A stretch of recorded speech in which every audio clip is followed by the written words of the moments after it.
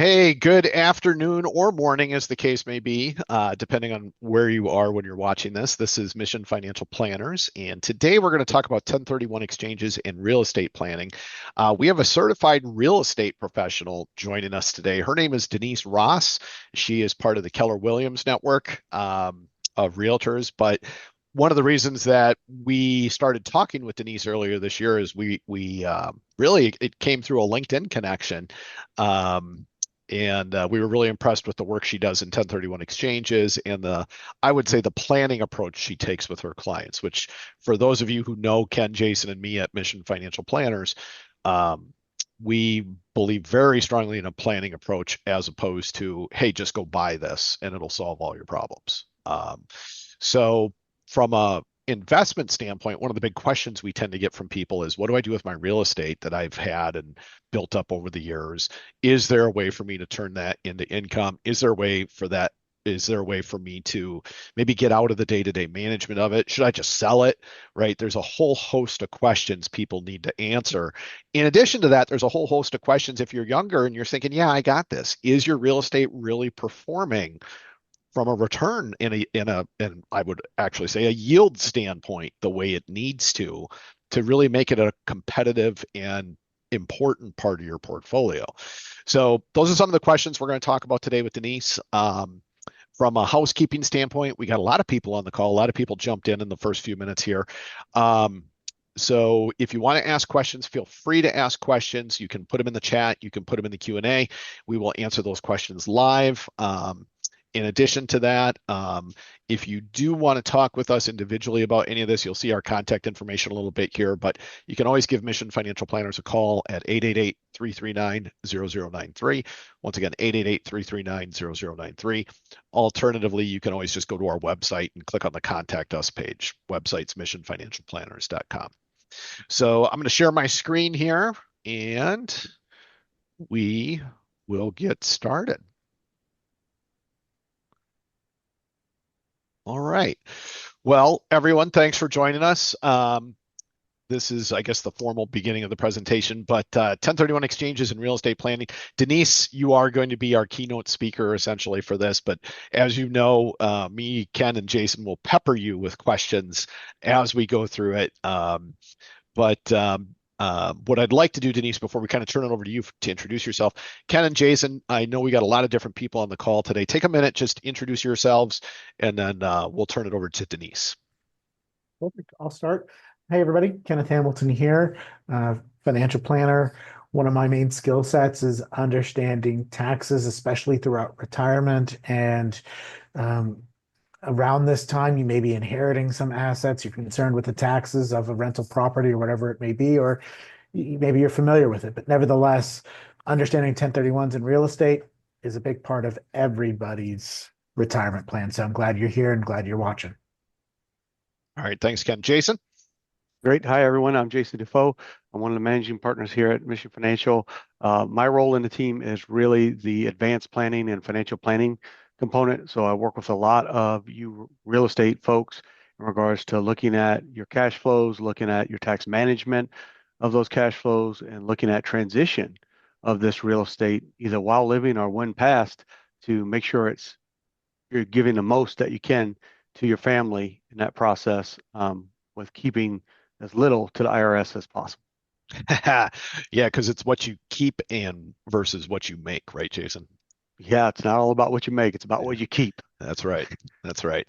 And I'm the third leg of the stool, maybe the third rail. I don't know. At Mission Financial Planners. My name again is Matt Donaghue. While I do work with a lot of clients, a lot of what I do is try to get out and meet people. And it was funny because when Denise and I first met, it was on LinkedIn, and I went to Jason and Ken and said, I actually connected with a realtor that I think we're really going to want to have a conversation with. So I think this was January, maybe before the holiday, or it was after the holidays, right? Yeah. Yeah. But Denise and I met for lunch. I was really impressed, and here we are, a few months later, and we're doing some joint work together. So super exciting for all of us. Um, Denise, the floor is yours. Well, thank you guys for having me. I'm so thrilled to be here today.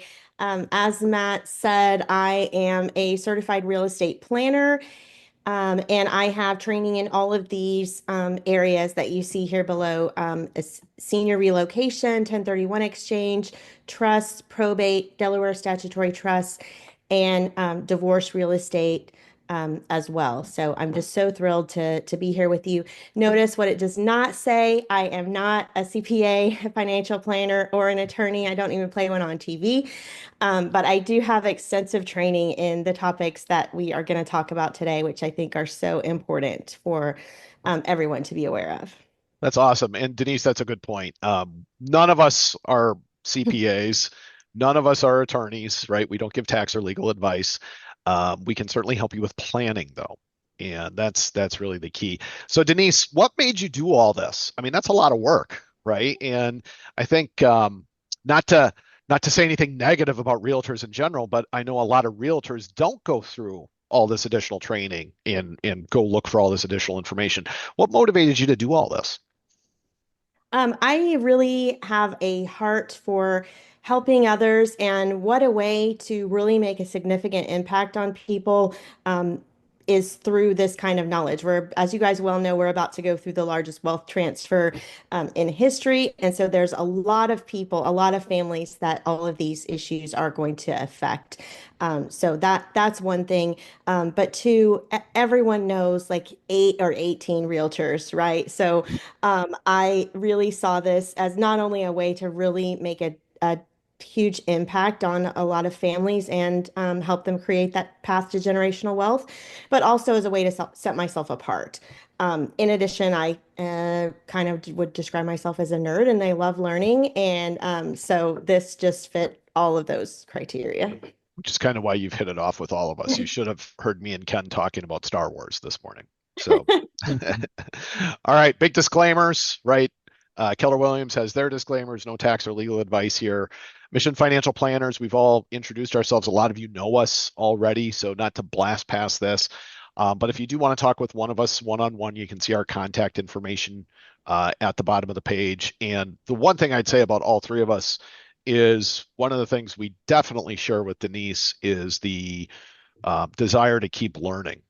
I don't think any of the four people hosting today's calls feel like they know it all, feel like they've got every single aspect of everything mastered. And it's kind of a good feeling to have because it does keep you humble and it does keep you open to working with people who have questions that maybe you just haven't really had to sink your teeth into before. So, um, oops, wrong way. All right, and here's our disclaimers as well. Okay, Denise, just take it over. Go ahead. So I don't think I mentioned what exactly is a real estate planner. So if it's okay, I'll talk about that just real quick before I go through these topics. A real estate planner, my focus is on all of those areas that were on the previous slide, but really on helping people to maximize their investment performance, minimize taxes, and minimize family disputes. So, helping people build, protect, and transfer wealth through real estate. So, just like these guys are your financial wealth advisor for your assets, think of me as your wealth advisor for your real estate. Fantastic. So what we're going to go through today is really understand the 1031 exchange and all of the mechanics of that, and the Delaware Statutory Trust. Learn how to minimize capital gains taxes. As everyone I think probably is aware, capital gains taxes are the #1 enemy to building generational wealth. Then we're going to go over how to build and transfer wealth, how to remove the burden of rentals if you have, you're tired of the tenants, the toilets, and trash and just want to kind of simplify, but you're not really sure how to do that. We're going to talk about how you can accomplish that, tips on how to build a real estate plan, how to eliminate family disputes. Believe it or not, real estate is the #1 thing people fight over when a loved one passes away. So, trying to be proactive with that. And lastly, inspire you to take action. I'm going to remember the three T's, which maybe, somebody should hang a shingle out there and call it like T cubed consulting, right? Like tenants, toilets, and trash, right? Are you sick of it? There's another Right? one. You could add termites to that Oh, too. there, T cubed, right? T cubed. Yeah, that's awesome. That's awesome. So there's two types of properties. One that you live in, your primary residence, and the IRS is very gracious and allows an exemption on capital gains taxes on your primary residence. So if you bought a home, I'm just going to use round numbers at $500,000, and then now it's worth $1 million. If you are a married couple, both of you on title and both living in the home for 2 of the last 5 years, your gain of $500,000, you can take that out tax-free. Real estate is the only asset that you're able to do that in. If you're single, you get $250,000 exemption. On your primary home, you're really making emotional decisions, right? When you're deciding about where to live, it's like, is this going to work for my family? Is this a good neighborhood? What are the schools like? Um, when you're looking at investment property or property that you do not live in, there is no exemption. Those are always going to be subject to capital gains taxes. But you should be making decisions on those properties as if they were an asset, just like you would any other financial asset or investment that you own. You want to be making decisions not based on emotion, but based on data. And so So I'm going to data open it is up. Yeah. So Denise, I'm going to open it up to Jason and Ken for a second here. So, we're talking about exemptions, right? 250 versus 500,000. That's a lot of money either way. So Ken, as some of you know, has a lot of expertise in divorce planning. Jason has a lot of expertise in tax planning in general. So I'm going to throw it over to you three for a second to say, okay, we've got the primary residence, right? We get divorced or my spouse dies. Big transition is happening. What does this mean to me in the year it happens, the divorce or the death? What does it mean to me the year after?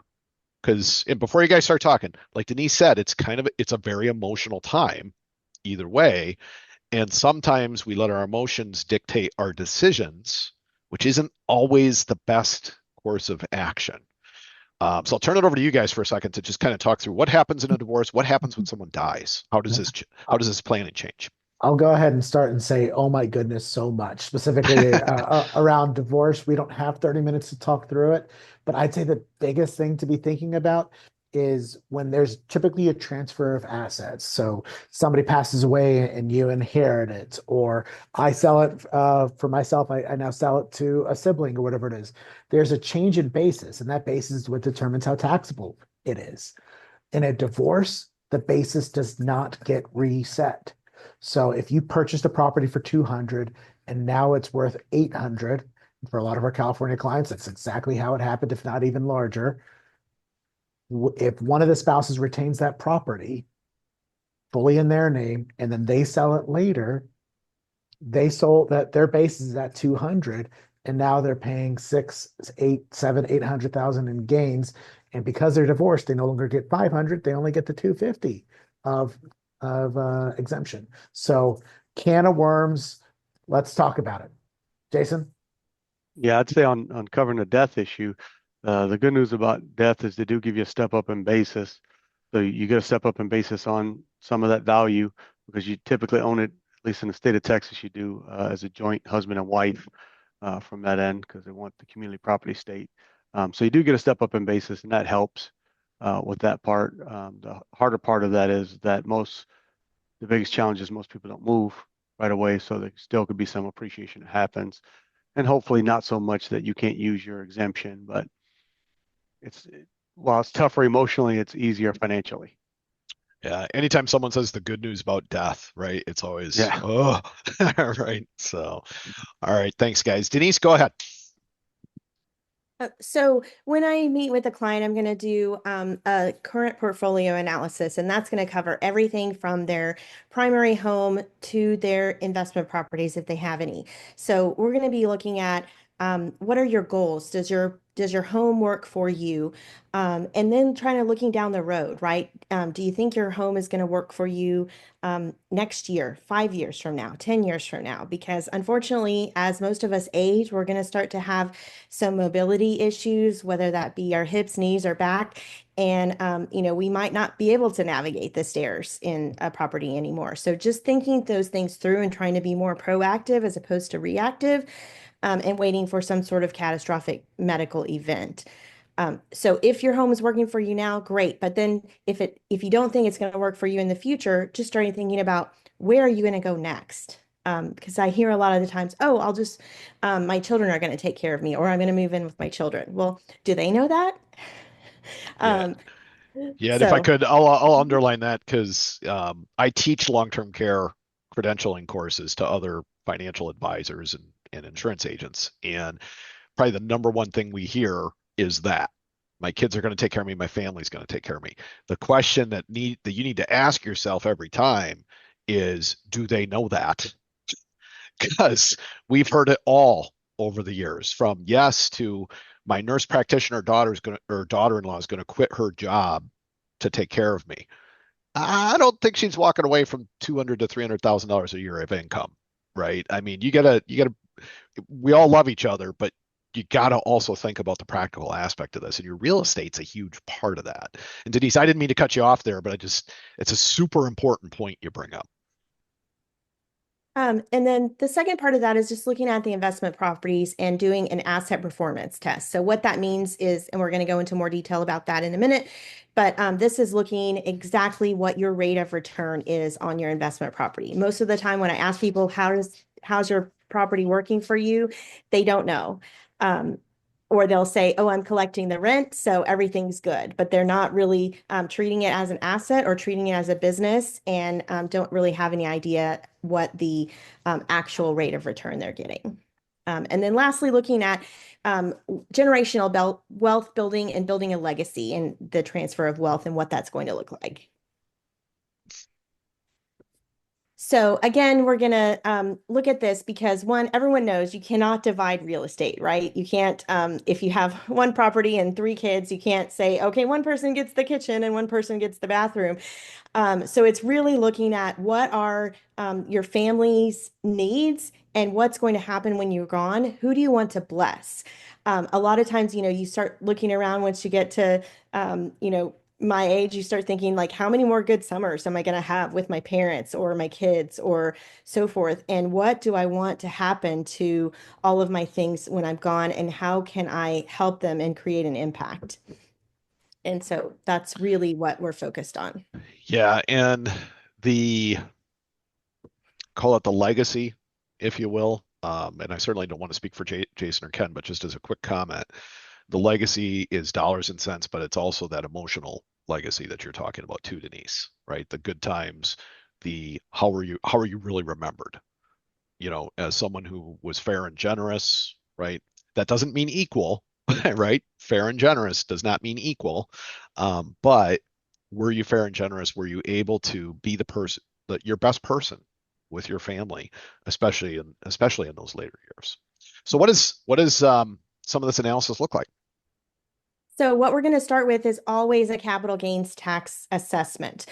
So because that's what all of your taxes are based on, right? So even if you tell me, oh, I want to move and downsize my primary home, we're going to want to look at what your capital gains tax liability might be if you fall under those exemptions for the primary home exemptions, or if you exceed those. And so that's the first step. So we're going to take the net selling price, subtract the adjusted cost basis, which that's the cost basis, plus the cost of improvements that you have receipts for. So if you replaced the roof 10 years ago, then, this is for investment property, then you're going to, need to have the receipt for that. And that's going to be your capital gains. Capital gains tax rates are 15 to 20% at the federal level, plus an additional 3.8% if your adjusted gross income exceeds $400,000. State taxes vary. Fortunately, here in Texas, we don't have any state capital gains taxes, but other states do. And in addition, if you have an investment property, you're going to be subject to a 25% depreciation recapture if you do not do a 1031 exchange. So this is always a back of the napkin test. So I'm going to encourage people, I'm going to give you a ballpark figure about this, but I'm going to encourage you to check with your tax professional to get, the exact figure of your capital gains liability. When we were getting ready, you and Jason had an interesting conversation about depreciation. Do you guys want to talk a little bit about that? Because I think sometimes people get a little confused about depreciation. Yeah, sure. I mean, depreciation is just simply on your Schedule E when you file it. They take a certain, if your CPA is aware, they take a certain amount of that property. So you have a building, the building will deteriorate over time. All things do, and they count a part of that as depreciation. It's about 29.5% on residential properties, or 29.5 is the factor that they use years, 29 and a half years on residential properties and depreciate over that time. So a lot of people don't know what their accumulated depreciation is because they don't keep 20 years of tax returns to understand where they're at, and they may have changed professionals or done something else in between. So it can be quite confusing for a lot of people. It could also be different if you took accelerated depreciation or bonus depreciation. But in addition to your tax returns, whether you actually claimed the depreciation or not, the IRS is going to assume that you did and charge you for that anyway. So that's one of the rules of the game. Like if you got to play the game, you might as well take advantage of the rules that they've laid out for you. So in addition to deferring capital gains, you're also helping with potential depreciation recapture, which would also lead to more taxes. Yes. Got it. All right. We talked about basis earlier. Denise, tell us more about basis when it comes to real estate.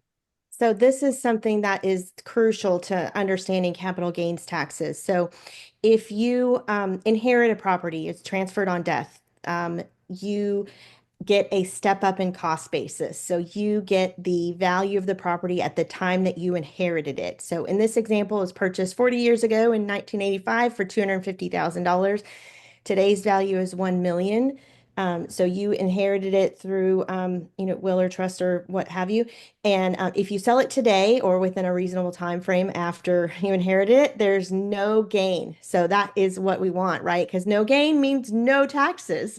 So this is the way that you want to go. So if you want to move on to the next slide, this is the opposite of that, the carryover cost basis. So if your parents add you to the title of their home or gift you a property before they pass away, even if it's only one day before they die, you have absorbed their cost basis in this example all the way back to 1985 when they purchased it at $250,000. So now you owe taxes on a $750,000 gain. So give me a practical example, if you will, of someone thinks they're doing the right thing by transferring to the kids, and this is going to come back and bite the kids. Sure, I can give an example of that. There was a lady who, she was a widow, and she thought that, she had heard that it would be better for and easier if her kids were on the title of the home, or if she, just gifted the home to them before, so she wouldn't have to go through probate. And that might make it easier for her to qualify for some Medicaid things if that need arose. And that wound up being a huge, huge mistake because they wound up having a falling out and the children didn't want to sell the home because of the enormous capital gains tax liability, but also did not want to transfer it back to her. And so she essentially became trapped in her home. Ugh. Ugh. And in the world of financial planning, we call it the tax tail wagging the dog. Because the tax is determining everything you do, right, wrong, or indifferent with your values and what you're trying to accomplish. Yeah, Denise, I think you said something earlier, making sure you just understand the rules and how they apply. You can have the dog wag the tail, not the other way around. Absolutely. We're all dog people here, so well, Ken's a cat person, but so that's about taxes, and of course we could talk for hours just about taxes, but to kind of keep it moving, tell us about the asset performance test you do and how that works. So when looking at your investment properties, I mentioned this earlier, we're going to evaluate the performance of your asset. If you own stock and I asked you, what rate of return are you getting on your stock or your CD or any other financial investment, you would likely be able to spit out a number. But most people don't know what kind of return they're getting on their real estate investments. So this is going to give you that number. It's going to give you that cap rate and cash on cash analysis to know exactly what your money is doing for you. And once you know that information, then you can make informed decisions, right? Because then the question becomes, okay, this is what your investment is doing today. If you could make more money, would you? Haven't had anybody say no to that. So then you can review your options and select, the best solution for you based on data.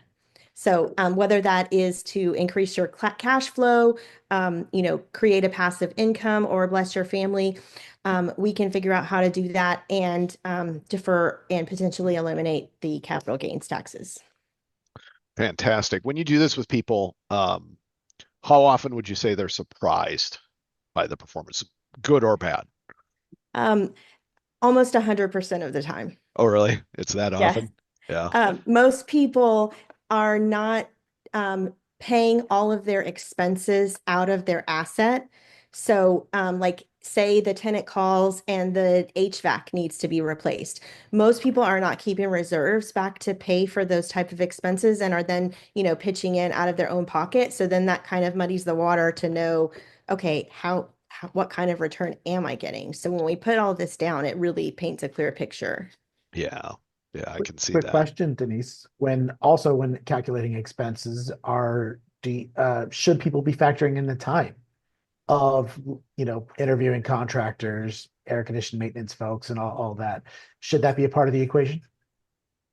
For the purposes of this analysis that I'm doing, I don't factor that in, but absolutely that should be, because if that's taking your time away from, enjoying other activities if you're retired or from making other income if you're employed, then absolutely time is money. Yeah. So you almost got to think about it like a business, like you're a business owner, Yes. instead of just someone who's bought 3 or 4 rental properties. Um, all right. Pillars. We love pillars. We use the term pillars all the time in Mission Financial Planners, but tell us about your pillars. So there's 5 pillars to building wealth with real estate investments. Most people are very familiar with the first two. Cash flow, that's the rent you're collecting, right? And appreciation, most people are familiar with that. A lot of people overlook the last three, and I think these are equally, if not more valuable. Depreciation, like we were just talking about with Jason, this is a way to offset your other income and reduce your taxes. So that can be a huge benefit. Leverage, this one is amazing. You're able to build wealth with other people's money. So, not very many asset classes that you're able to do that with. So that can be an incredibly valuable tool for building wealth. And lastly, using 1031 exchange to defer and or eliminate capital gains taxes. There's no other asset class that you would be able to defer and or eliminate the capital gains taxes on the way you can with real estate. So like was mentioned earlier, it is not about what you make. It is definitely what you keep. And I know me personally, if anybody's going to frivolously spend my money, I would rather it be me than government. That's fantastic. Yeah, I think it was Will Rogers said, the best time to buy land is now because they're not making anymore, right?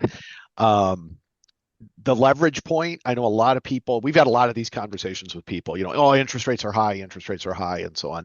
Well, you know what? They are, sure. But that doesn't mean you shouldn't be taking a serious look at doing some of this, because that leverage, the cost of borrowing money, it's just what the cost is. That's all. And so if you're thinking about it, like the way Denise is talking about here, I'm looking at 5 factors that are fitting together. You shouldn't let that leverage column be the only driving factor behind some of your decision making. You really should. All right, compounding. So what I thought was interesting about this when you showed this to us, Denise, was, we've all heard, well, most of us have heard Einstein's, compound interest is the 8th wonder of the world. that whole thing. So if it blew Einstein away, right, it should be impressive to everybody.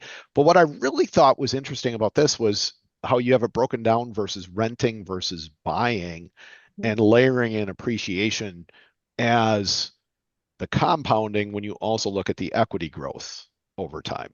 So take us through this. I think this is interesting stuff. I think this is so important, especially to um, get this information to the younger generation. I think I've heard of them called the microwave generation, right? Like they want everything instantly because you don't have to wait for commercials anymore. You know, everything's available at the tip of a finger. So they're just used to that instant gratification. And as with most investments, but real estate in particular doesn't really work that way, right? It's the power of time that helps you. So if somebody spent the same amount of money on rent as they did on a mortgage payment, now granted, they did put a down payment with the purchase, but the same amount every month factored in appreciation and rent increases. After 30 years, the renter would have spent over $1.5 million and have nothing to show for it. And the person who purchased would have a net worth of about $1.6 million. So isn't that staggering to have that much of a difference? I think it's the statistic I had heard was the net worth of a owner versus a renter is about 40 times different. So when you look at this, it's just really about thinking, okay, um, how can we get more people bought into the idea of home ownership? Yeah, just to zero in on this for a second, look at the mortgage rate at the bottom of the bright red at the bottom. 30-year fixed at 6.9%. So go back to the last slide that we talked about in terms of using leverage, right? You borrowed that money to buy that home or whatever, right? At 6.9%, and you still walk out with 1.2 million of equity at Hmm. the end of the day versus zero, and you also spent less money along the way. So, again, are interest rates high right now? Sure they are, but it's just the cost of doing business at this point. Jason or Ken, anything you would add to this slide? I know we talk about this in terms of, integrating cash flows with investment performance for looking at tax drag. Anything you guys would add to this? Hi, Jason. I think the critical part to this is exactly what Denise is showing is that equity, right? Well, if it's your primary home, yeah, a HELOC, things like that come in handy for different needs that you may have in your life for the equity part. But if it's investment property, a lot of people don't really know how to access that equity and make it productive, not only for them while they're living, but for their heirs when they're gone. Because like Denise is going to talk about, not all heirs want the same thing for that real estate. Hmm. Right, right. Oh, look at that. Next slide. Good segue, Jason. Yes, so generational wealth building, we touched on this a little bit earlier, but really real estate is such a powerful tool for being able to build that generational wealth because of that step up in cost basis allows such a enormous amount of wealth to be passed on to that next generation. So what we're going to do is create a plan with the end in mind, understand the goals of the family, and who can we help and how, and what are the next steps. So really understanding beyond I hear a lot of times, oh, my real estate is in my will or my trust, so it's covered. But not really anything more detailed beyond that. And so that's what we're going to really focus on is beyond that, like really nailing down, okay, what's going to happen with it? Are your three kids, do they all think alike? Do they all, are they all in the same phase of life? Do you want them to love one another after you're gone? Because um, real estate, like we talked about earlier, is not easily divisible. And that is what people don't fight over cash. People fight over things that are not easily divisible, and that can irreparably harm families. So I'm going to make a shameless plug for some of the planning we do on a pretty regular basis. And Ken and Jason know the next two words that are going to come out of my mouth, and that is life insurance planning or life insurance. If you can integrate a great life insurance plan with your real estate plan, The life insurance provides tax-free liquidity for the next generation to be able to make good decisions with the real estate. So what Denise just said, do you want your kids to love each other? Do you want, is one kid interested in real estate and the other couldn't care less? Right? That doesn't mean one kid's good, one kid's bad. It doesn't mean one's better than the other. It just means that you're sitting back and going, hey, I've got this real estate portfolio. I know it's going to pass on, and this is what I think it's going to look like when it passes on. But should I have some kind of life insurance plan in conjunction with this to make sure my estate has the liquidity to do the things I really want to see happen upon my passing? And you've got to ask yourself that question. If you're not, you're really doing yourself a disservice, and maybe your kids a disservice as well. May I add one more thing? This is something that I'm hearing from seniors so much more often, that it's not necessarily about the money, it's about the things that are important to them. And so this is really a way where you can plan and make sure that the things that really matter to you are covered and Right. are able to happen the way that Right. you want them to. Yeah, that's the best way to plan. Okay, 1031s. Tell us all about it. So 1031 is the actual code in the IRS tax code that this comes from. And it's a transaction that allows you to sell one piece of real estate and basically exchange it for another of like kind of greater, equal or greater value, and defer the capital gains taxes. So it's really a useful tool, and it's kind of just kicking the can down the road, so to speak, but with the capital gains taxes, but with the step up in cost basis that we talked about earlier, that is a way that your heirs are able to enjoy the benefit of the wealth that you've created without the burden of those taxes. So like-kind property, a lot of people think that that means that if you sell a condo, you have to buy a condo. Actually, no, it can be any one of these things here is considered like-kind property, even a Delaware statutory trust, which we're going to talk about here in a few slides down the road. It does have to be property that was used for investment or business use, and property in the U.S. or U.S. territories only, and not Puerto Rico. So there are some rules that go with the 1031 exchange. So a lot of times people get kind of intimidated about these or think that they're pretty complicated. But that's why you want to work with experts that are experienced with this. So there's the replacement rule. So you must designate 3 replacement properties within 45 days of selling the relinquished property. And then there's the closing rule. So you have to close on that property within 180 days. And you must use a qualified intermediary, which is just an independent third party that holds the money in the middle.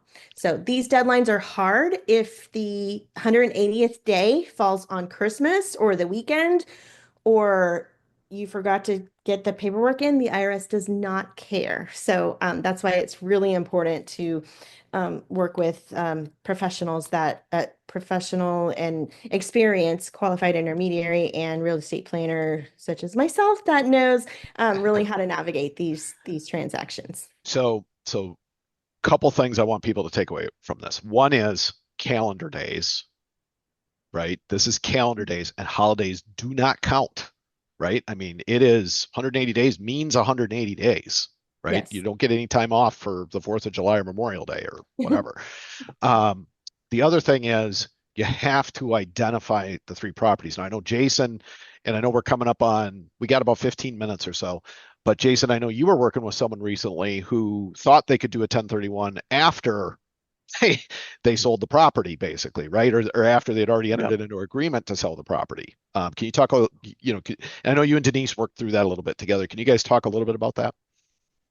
Yeah, I mean, so I think the important part with the 1031 is not that, yes, it's in the code, but it also needs to be in the contract that you're signing to say that, hey, we have the right to do a 1031 exchange. There's certain languaging. It has to be in that contract. If it's not in there, there's no oopsies, I forgot, and you get to go back and make the adjustment post the agreement's closed and completed, right? Yes, you can make an amendment midway before you actually sign and complete the agreement, but you can't go back and say, oopsies, I forgot. And you can't get the money from the sale either. It has to go straight from whatever entity closes that, whether it's a title company or attorney's office, straight to the qualified intermediary. It cannot come to your bank account at all. So folks, that's just like those of us who've worked with us in the past who've done rollovers or done insurance exchanges through Section 1035. You don't touch the money, because if you do, now you're talking taxes, and nobody wants to talk taxes. Okay, Denise. So there's a lot of reasons. We've talked about some of them already for why someone would want to do a 1031 exchange. Maybe you want to improve your cash flow or consolidate your portfolio, diversify, move to a different market area. Reduce your management burdens. That's where we talked about getting rid of the headaches of the tenants, the toilets, the trash. It's a really great estate planning tool. And another one that I think is really noteworthy is conversion, right? If you know that you have in your plan to retire, say you want to retire to Florida in 3 years, well, you can exchange one of your investment properties. So sell it and buy a replacement property, your dream home in Florida, rent it out for a couple of years. So it is an investment property. And then you can change your intent, right? You can change your mind and then make that your primary home. And at that point, you've bought it with tax-free money. Fantastic. Fantastic. And I know we have a couple people who are thinking about, what do I do with my secondary home, right? And so a little bit of planning can go a long way with it. I know we had a lot of questions, at least some of the people I spoke with before the call. Are you just going to talk about 1031s, or are you going to also talk about Delaware statutory trusts? So let's talk about Delaware statutory trust for a minute. So it is considered a like-kind property for 1031 exchange. So a Delaware statutory trust is fractional ownership of institutional grade property. So essentially, it is a bunch of investors go in together. It's about 500 investors go in together and own either like a giant Amazon warehouse, or there's some hotels that are in it. There's all different kinds of properties. So it's really great for diversification. You likely haven't heard a lot about this because it's not allowed to be advertised, because it's not available to everyone. It's only available to accredited investors. So that is investors that have more than $1 million in assets, excluding their primary home. But it's a really great tool for getting out of that situation if people are tired of the tenants, the toilets, and trash and want to move to a more passive investment. This is that tool because it does allow you to get about a 5% rate of return without any of the headaches. You just are sitting back and collecting mailbox money. Fantastic. So some of the reasons why investors would find this attractive, if you don't want to manage or be responsible for your rentals anymore, if you have a rental that you don't want to fix, that has a lot of deferred maintenance, or maybe is going to need a lot of maintenance coming up. Maybe you want to remove that burden, whether it's physical or emotional burden of having investment properties. And maybe you want to just sell your investment properties and defer the capital gains taxes and have a stable return on your investment. Maybe you want to eliminate the boot.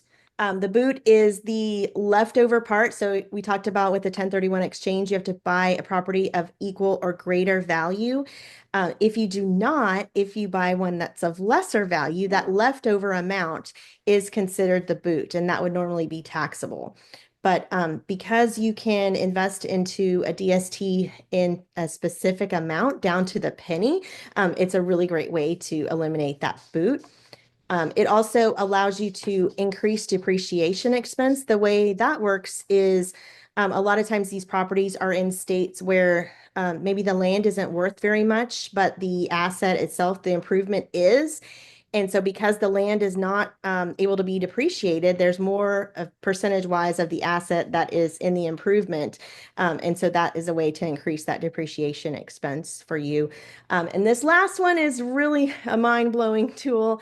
It's a way to give you some liquidity and free up some of the wealth that you have tied up in real estate, and allow you to pull some cash out of the property tax-free and not pay capital gains taxes. So we're going to talk about that with some of these case studies here This one is just a plain example where you're going to optimize performance, right? So let's say we started with just some round numbers here. We have $1 million investment and you're getting about a 1.9% rate of return. And this is not unusual for people once they look at their assets. And like I said, a lot of people aren't considering the reserves that they should have for vacancies or those capital expenditures. So they are getting a rate of return close to this.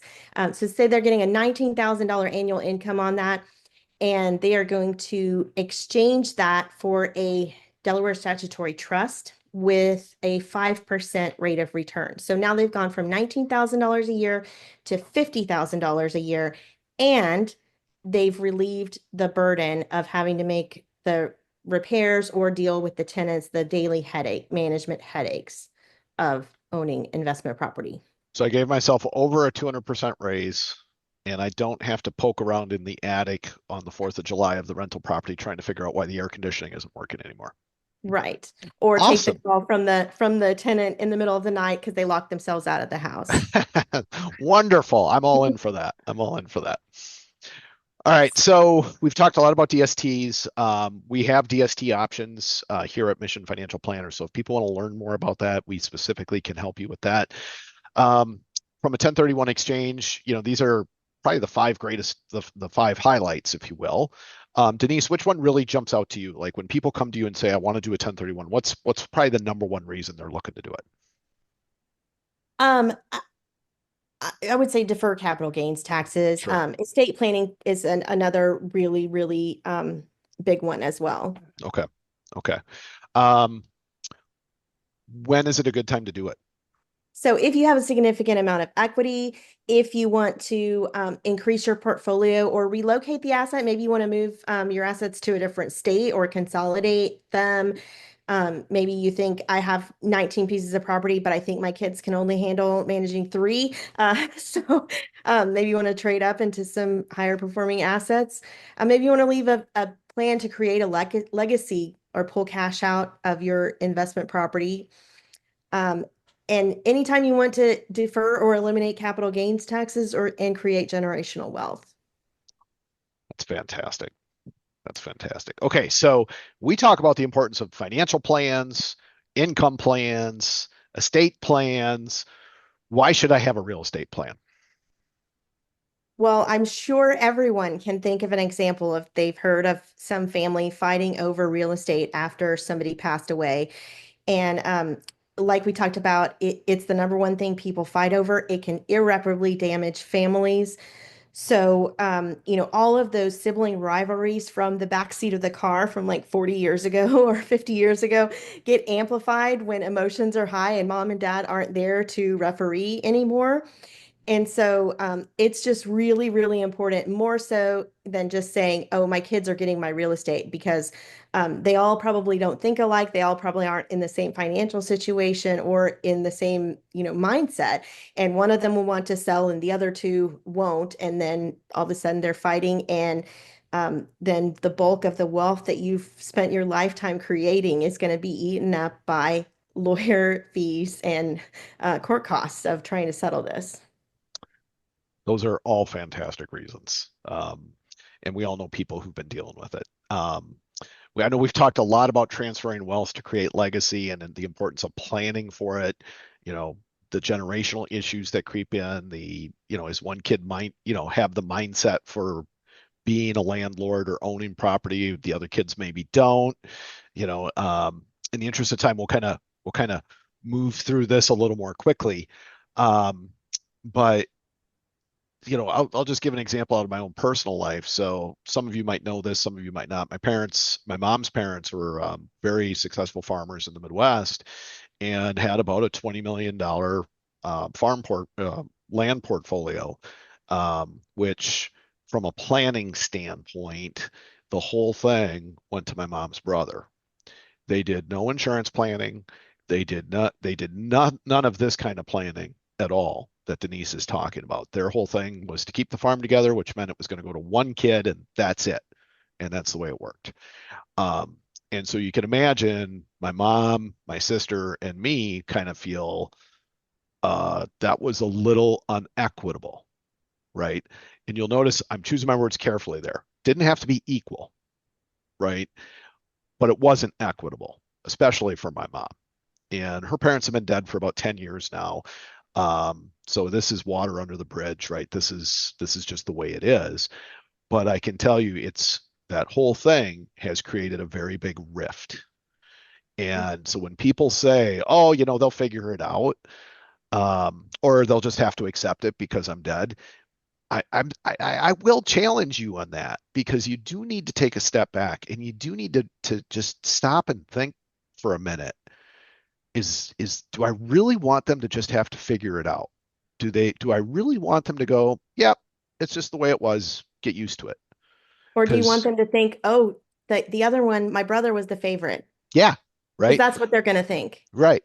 Versus, wow, mom and dad were really thoughtful about this. Mhm. And, because good planning doesn't just involve signing paperwork and taxes and everything else. It also involves the behavioral side, which is having the conversation, right? Guys, I'm splitting things up this way when we pass away, or we're splitting these things up when we pass away. And here's why we're doing it that way. You got to have that conversation. You This is a absolutely lot. do. I didn't mean to interrupt you. Go This is ahead, a lot of Denise. what we do here of making pre-inheritance plans, right? And maybe even allowing the heirs to enjoy the benefit of that wealth that you've accumulated in real estate before you pass away, not transferring the wealth because that's different, but allowing them to enjoy the benefit of it while you are still here to enjoy their gratitude and love that they're able to express to you while you're alive to receive it. So it's really, really a neat thing. Yeah. Well, in the last couple minutes here, I know Ken and Jason and I have all been watching the chat. I don't think we've seen very many questions come in. Um, if you do want to meet with Denise, feel free to scan that QR code. If you're watching this on YouTube, because of course we record these and get these out on YouTube, feel free to scan it as well. Give Denise a call or email her. Um, if you want to meet with Jason, Ken, or I, here's all of our contact information as well. But with that, Denise, Jason, Ken, closing thoughts? Why don't we do this? Why don't we let Jason and Ken go first, and we'll give Denise the final word. So, Jason or Ken, who wants to go first? I'll start. Mailbox money. At the end of the day is I think I can think of a couple of clients that a lot of their free time is focused on maintaining their Airbnbs, doing the turnover, the maintenance, the headaches, and at the core of it, is that really what you want to be spending your time on? Maybe it is. Maybe it is. Everybody needs something to do, but I'm all about that mailbox money. Jason? Yep, I would say don't let your assumptions limit your dream. So if you have some assumptions about what can happen, what's possible, what's not, I would say I challenge you to challenge yourself and work with professionals like us and Denise to say, hey, here's what I'd really like to see happen. Can it happen? And let us take that challenge on to figure out how to make it happen. All right, Denise, final word. I think, I mean, kudos to you guys for really just focusing on a comprehensive approach to financial planning and not just focusing on one area. So I think that makes you guys very unique as financial planners, and not overlooking the wealth that people have in real estate because it is such a big portion of most people's wealth, even if they just have a primary home. So um, I agree with Jason in not making assumptions. Just if you want to know more about what this might look like for you and how it might fit into your comprehensive real estate plan, I just encourage you to reach out for more information, and we can certainly go through and evaluate the performance of your properties as well. So That, that's fantastic, guys. Again, reach out if you have questions. Here's our contact information. Hopefully, you had a chance to scan Denise's QR code. Here it is again, just in case you want it. But schedule these types of analysis or analyses, because these are the way you're going to make informed decisions. Mhm. Have that dispassionate third party come in and say, here's what it's really doing, because it's all, like Denise said, it's always eye-opening to people. they're always surprised when they actually sit down and do a real analysis. And I would say on the financial planning side, the bigger picture where we're looking at the real estate, the investments, the insurance, the tax, the estate plan, where we're looking at the whole thing, it's the same thing. People are always surprised. They never really saw how it all really interconnects. So thank you so much for your time. Thank you, Denise, for making time to work with us. And thanks for the relationship. We're really enjoying working with you. And everyone, have a great, we're recording this, what is it today? May 21st. So Memorial Day weekend's coming up. Have a great long weekend if you're able to take one. And we will see you on our next call. Next week, we are talking about, we're going to be on Wednesday. We're going to talk about IRA planning and what to do with that massive IRA you've accumulated over the years to make sure that it doesn't blow up your taxes and force you to do things like make a bad real estate decision because now you have all this taxable IRA money coming into your household later on in life. But thanks again, everyone. Have a great rest of your week, and we'll see you all soon.